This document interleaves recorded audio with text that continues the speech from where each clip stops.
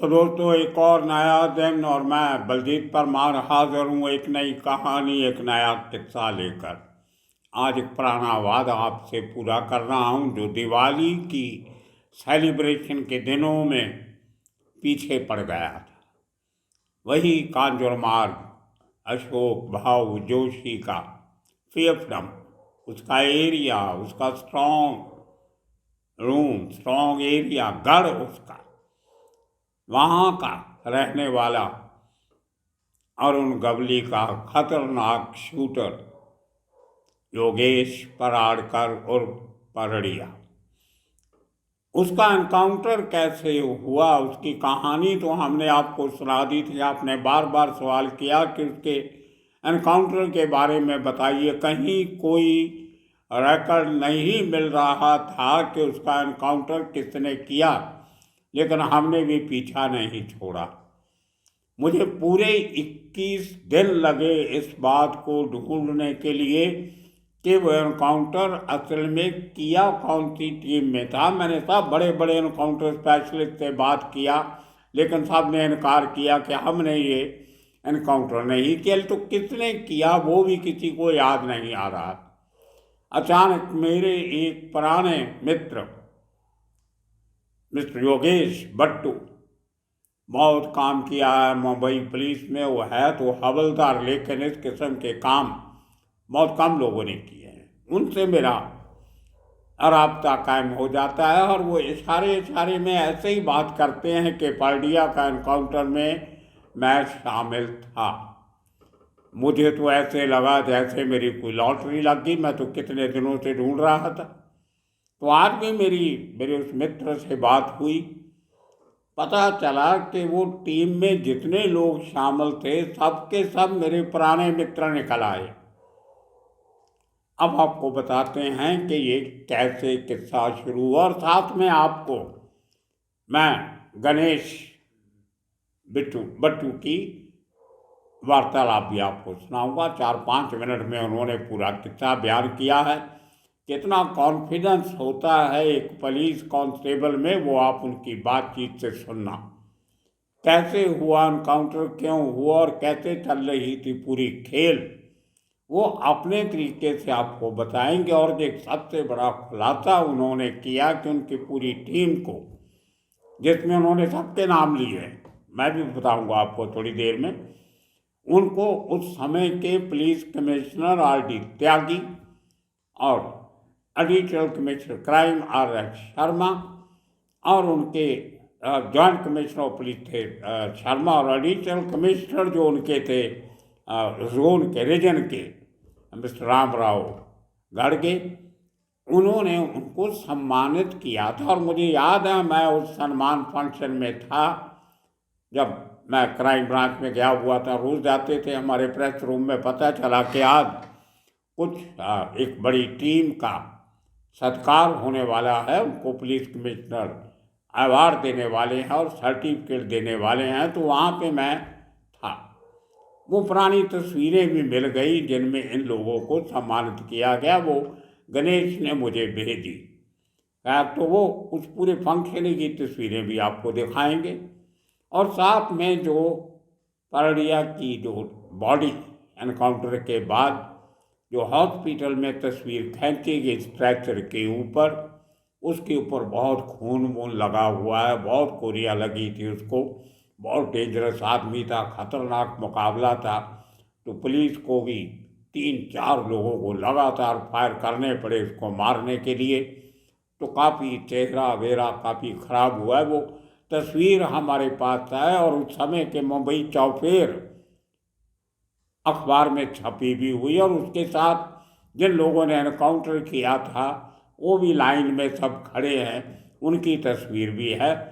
लेकिन वो जो बॉडी वाली तस्वीर आपको नहीं दिखा सकेंगे, वो यूट्यूब की गाइडलाइंस के ख़िलाफ़ है। जहाँ बहुत सारा ब्लड जो है वो दिखाया जाए, यूट्यूब उसको ब्लॉक कर देती है, रोक देती है। तो हम वो तस्वीर नहीं दिखाएंगे, आप अपने आप अंदाज़ा लगा सकते हो। बाकी वो था किस किस्म का, कैसे इनकाउंटर हुआ, वो आप गणेश कांस्टेबल की ज़बानी सुन सकते हो।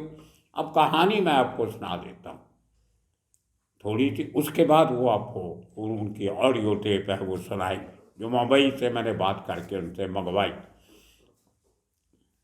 पढ़ लिया टेरर आपने ज़माने का वो पूरा एपिसोड बना चुके हैं, पूरी हिस्ट्री आपको बता दी। अब मुंबई की जो बड़े क्राइम के जो स्पेशलिस्ट थे, जो घाटकोपर, विक्रोली, कांजूरमार्ग, इस एरिया के चंबूर, इस एरिया के जो जानकार थे उनकी मदद ली गई।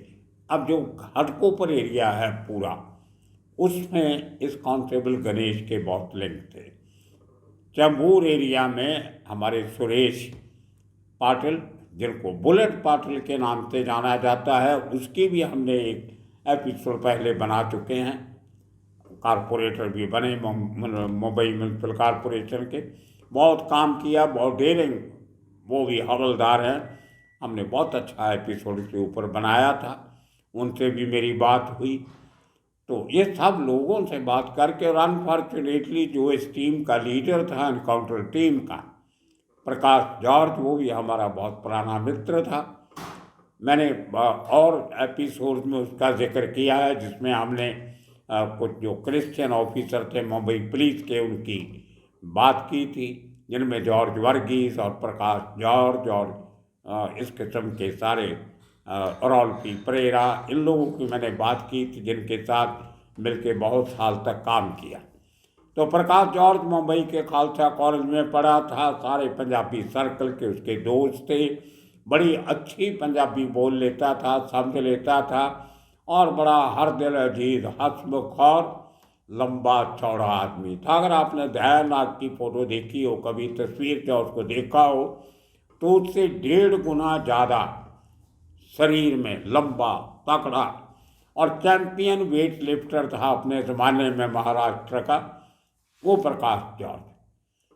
उसकी निगाह की थोड़ी प्रॉब्लम थी, तो बहुत मोटे चश्मे का, कांच का चश्मा लगाता था, और हमेशा बुलेट मोटरसाइकिल पे चलता था। कभी जीप वीप में उसको जाने की आदत नहीं थी, उसको ये लगता था कि बुलेट जहाँ जा सकता है वहाँ जीप नहीं जा सकती। तो बहुत डेयरिंग ऑफिसर, बड़े एनकाउंटर किए, और सबसे मुश्किल दौर जब वर्धा राजन से मुंबई पुलिस की लड़ाई चल रही थी, तो एंटॉप हिल में मोर्चा संभालने वाले इंस्पेक्टर कुम्हार के साथ ये इंस्पेक्टर प्रकाश जॉर्ज भी था। बाद में वो तरक्की करते करते एसीपी बांद्रा डिवीज़न बना और वहाँ से रिटायर हुआ, और अनफॉर्चुनेटली आज से कुछ महीने पहले उनका इंतकाल हो गया। बहुत बुरा लगा। एक जिंदा दिल इंसान, खाने पीने का शौकीन भी था, कभी उसका एक्सीडेंट भी हो जाता था, लेकिन परवाह नहीं करता था, वो दिलेर बहुत था।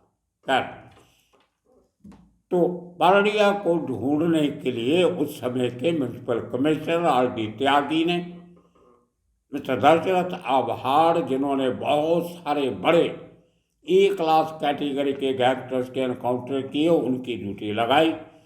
और यह हमारा मित्र कांस्टेबल गणेश हवलदार भी उनके साथ था उस टीम में।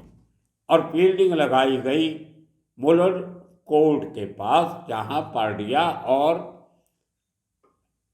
राजू बटाटा ये लोग तारीख पे आया करते थे। एक बड़ा केस था जिसकी पेशी मुलर कोर्ट में हुआ करती, और ये दोनों बटाटा और पारडिया बहुत डेंजरस किस्म के खतरनाक शूटर थे, क्रिमिनल थे। पारडिया फिजिकली बहुत स्ट्रांग था, 2-3 लोगों को तो ऐसे ही घसीट के ले जाए, वो इतनी ताकत थी उसमें, वो आपको गणेश भी बताएगा। तो उसकी पुलिस को हमेशा ये रहता था डर कि जब भी इसको पेशी के लिए कोर्ट में लाएंगे तो ये भागने की कोशिश करेगा, इसलिए इसके इर्द गिर्द एक इसको बिना बताए सिविल में सादे कपड़ों में एक टीम लगाई जाती थी। जब भी इसकी कोर्ट में पेशी होती थी कि द मोमेंट ही ट्राई टू एस्केप, भागने की कोशिश करेगा तो इसको नहीं भागने दें। उस टीम में भी दशरथ आवाड़ साहब की उस टीम में भी ये कांस्टेबल गणेश था। तो देखिए कितने सालों से, महीनों से ये एक वेट किया जा रहा था, इंतज़ार किया जा रहा था कि कहीं ये परड़िया भाई को गलती करे, पराडकर योगेश, तो इसको ढेर कर दिया जाए। लेकिन वो शायद समझता था कि कोई ना कोई गड़बड़ है। मुलन कोर्ट के वहाँ पे पहरा इसलिए लगता था कि ये लोग वहाँ भी जब तारीख पे आते थे तो तारीख के पहले या तारीख के बाद जो थोड़ा समय होता है कोर्ट की कार्रवाई कंप्लीट करने में, कागज पत्र लेके वापस इनको जेल में लेके जाना होता था तो कुछ समय मिलता था। तो ये लोग वहाँ पे भी बड़े बड़े लोगों को, बिल्डर लोगों को, बिजनेसमैन को बुला के उनसे फिरौतियाँ मांगते थे, उनको डराते थे, धमकाते थे। ये इतना बड़ा काम वो पुलिस कस्टडी में भी कर लेते थे।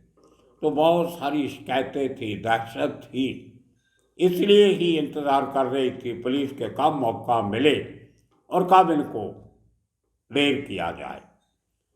और उसके लिए जो अलहदा टीम काम कर रही थी, तकरीबन 20-22 officer and man Mumbai police के पुलिस स्टेशनों के क्राइम ब्रांच के लगे हुए थे कि मौका मिले, लेकिन ये किसी को मौका दे नहीं रहा था। इसने को भागने की कोशिश नहीं की और अल्टीमेटली जब कुछ महीनों के बाद इसकी उस केस में जमानत होती है तो इसका फिर वो लोगों को डराना, धमकाना, दो वेपन लेके चलना, और जैसे बहुत से लोगों ने बताया कि उसको अकेला जाने की आदत थी, लेकिन उसके आगे या पीछे उसके लोग हमेशा रहते थे। फाइनल अटैक के समय वो खुद काम करता था, ये नहीं कि घर से ही अकेला निकलता था या काम करने के बाद नहीं, टीम साथ में होती थी, लेकिन एक्चुअल जो अंजाम देना होता था उस गुनाह को वो अकेला देता था।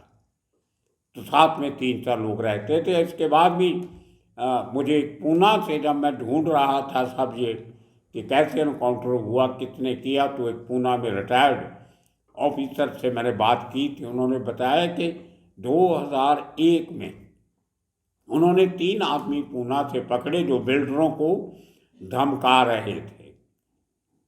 अकोलड़ी एरिया वहाँ पे है, वहाँ से उनमें से एक कदम नाम का आदमी, सुनील कदम या संजय कदम उसका नाम बताया था, मैं भूल गया, ये हफ्ता 10 दिन पहले की बात है। तो जब इंटरोगेशन हुई तो उसने बताया कि जब परडिया का एनकाउंटर हुआ तो वो कदम नाम का यंगस्टर, संजय या सुनील ऐसा कुछ नाम था, वो उसके साथ था गाड़ी में।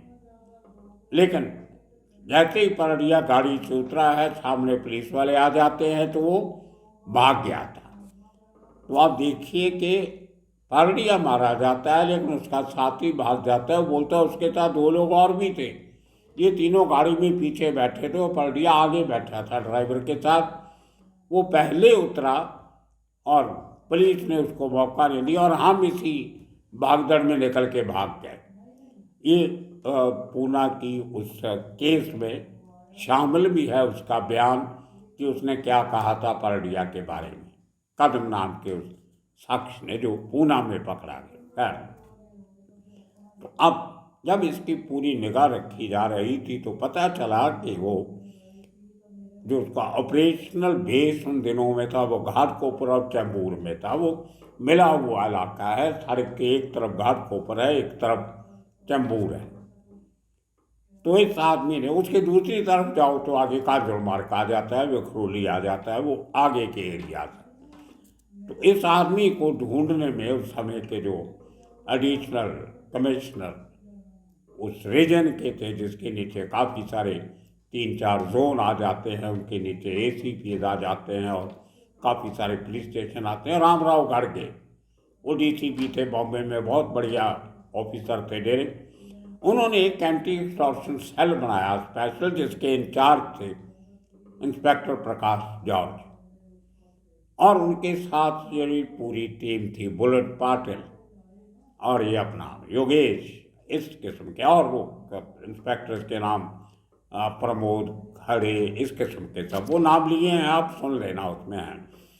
तो वो टीम बनाई गई और उनको जिम्मा दिया गया कि हमारे एरिया में इस हमारा जो रीजन है जिसमें घाटकोपर, चैम्बूर पूरा एरिया आता था, ट्रॉम्बे, शिवाजी नगर, ये सब एरिया, वहाँ पे परड़िया क्या आतंक की बहुत खबरें आ रही हैं और उसको ढूंढिए, बाकी सब कामकाज छोड़ के।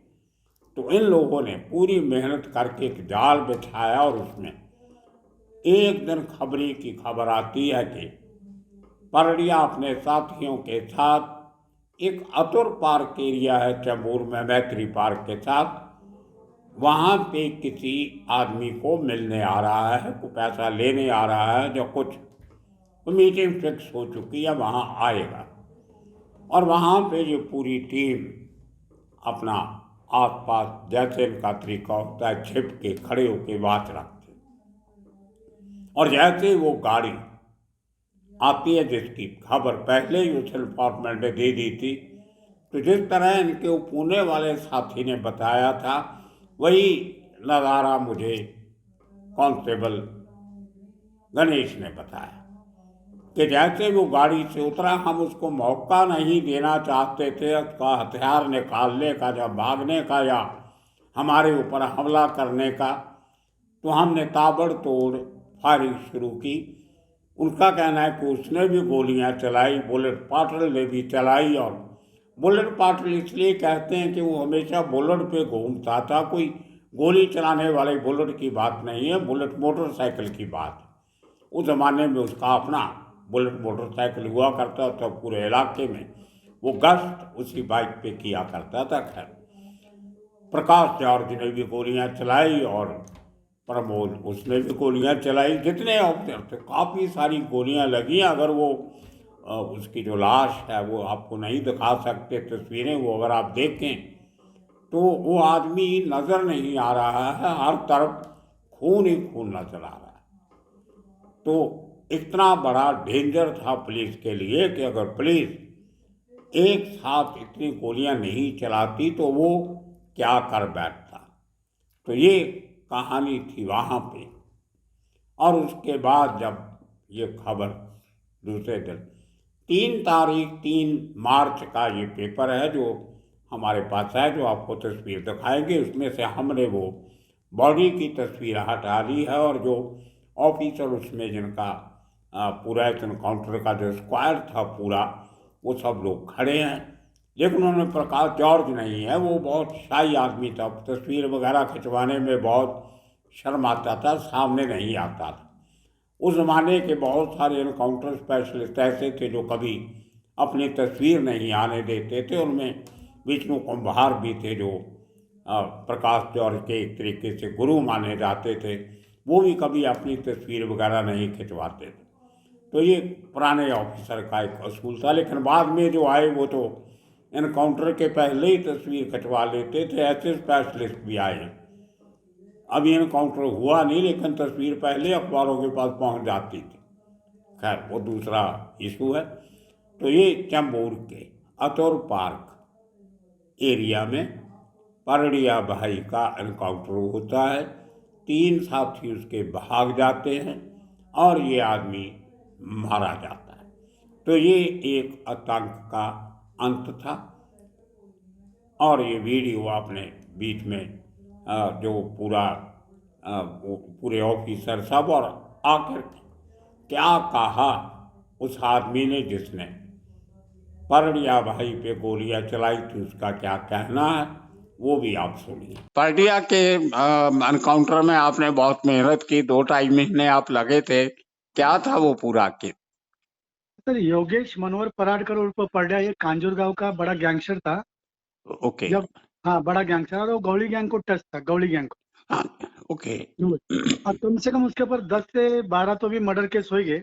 ओके। और ये अरुण गौली गैंग का था, और अरुण गौली ये उनका बॉस जब मेन काम रहेगा तभी उसको उतारता था उस काम में। ओके। हाँ, और इसको मैं अच्छी तरह पहचानता था। तो ये जब कोई केस में अंदर बंद था हाँ। तो मुलुंड कोर्ट में मैं वॉच में भी जाता था। ओके। मुलुंड कोर्ट के पीछे ये लोग पार्टियों को बुला के धमकी बिमकी देना, एक्सटॉर्शन करना। हाँ। बाद में वो जेल कस्टडी हो गया, मगर जामीन पे छुटने के बाद इनका आतंक तो चालू ही था पूरा बम्बई में। ओके। तो ये मैं जब रीजन स्क्वाड में था, नॉर्थ ईस्ट रीजन चेंबूर का हमारा, हाँ हमारे कमिश्नर थे एडिशनल कमिश्नर रामराव घाटगे साहब, ओके और हमारे रीजन स्क्वाड के थे साहब प्रकाश जॉर्ज, हाँ जी सीनियर इंस्पेक्टर, ओके और हमारे ऑफिसर थे उनके राइट हैंड प्रमोद खाड़े साहब। ओके लेकिन ये बुलेट पाटिल और मैं, मेरा नाम गणेश भट्टू, हम दोनों रीजन स्क्वाड में थे। ओके तो बुलेट पाटिल साहब का चेंबूर में अच्छा हाँ उनका बहुत गवर्नमेंट बहुत लोग से बहुत बड़ा कांटेक्ट था। नेटवर्क था इनका हाँ, कंपनियों उनका का नेटवर्क बहुत बहुत अच्छा था, तो उनको इन्फॉर्मेशन मिला वो, ओके और कम से कम 2 महीने से हम उनको उसके काम में फॉलो करते थे, ओके उसके पीछे थे 2 महीने से। हाँ हाँ और ये हमेशा गैंगस्टर हमेशा वेपन रख के ही चलता था, इसका 2-2 वेपन भी रहता था। ओके हाँ, लेकिन हम भी क्या कोई डरने वाले कांस्टेबल लोग नहीं थे। हम लोग ने ऐसे गैंगस्टर लोग को बहुत पाला पड़े, हम बहुत जगह उनको सबक भी सिखा दिए। फिजिकली बहुत स्ट्रांग फिजिकली था वो कहते हैं स्ट्रांग था, वो फिजिकली बहुत स्ट्रांग था, हाँ लेकिन हम लोग ने भी हमारी मन की तैयारी पूरे करके रखे थे हमने, कि ओके हम भी उसको कम नहीं थे, वो भी कम हाँ नहीं हाँ था, तो उसको हम भी कम नहीं थे। हम भी बॉम्बे पुलिस में जिस दिन खाकी वर्दी पहना तो उसी दिन सोच लिया था कि हाँ हमको हाँ क्या करना। बॉम्बे बिल्कुल में गैंगस्टर लोग का तो आतंक ही था। ये बिल्कुल चेंबूर बिल्कुल साइड में हमारा बुलेट पाटिल साहब का चलता था, घाटकोट साइड में हमारा नेटवर्क अच्छा था। लेकिन उस ओके दिन बुलेट पाटिल साहब का ये इन्फॉर्मेशन, और हम लोगों ने पूरा हमारा टीम, रामराव गाडगे साहब का टीम, प्रकाश जौहर साहब, प्रमोद खाड़े, बुलेट में, हम लोगों ने सब मिलके फील्डिंग एकदम मजबूत लगाए थे। वो आने वाला था ओके चेंबूर अतुल पार्क में, अतुल पार्क में। ओके ऐसा हमको ओके खबर मिला था बुलेट पाटिल साहब को। ये कितने तो हम बजे लोग की ने, बात होगी दिन में ये 2000 की बात है, 2000 में हम रीजन स्क्वाड में थे। ये 2000 साल की बात है। ओके नहीं तो समय दिन का रात का टाइम था या दिन का टाइम था नहीं, एनकाउंटर का दिन का ही इनकाउंटर था, दिन का ही था, दिन का ही था इनकाउंटर, रात का ओके नहीं था, ओके दिन का ही था। हाँ। ठीक है ठीक है ठीक है ठीक है श्रोतो इसी किस्म के और कितने कहानियाँ लेके फिर हाजिर होंगे तब तक के लिए आप सबका बहुत बहुत शुक्रिया धन्यवाद।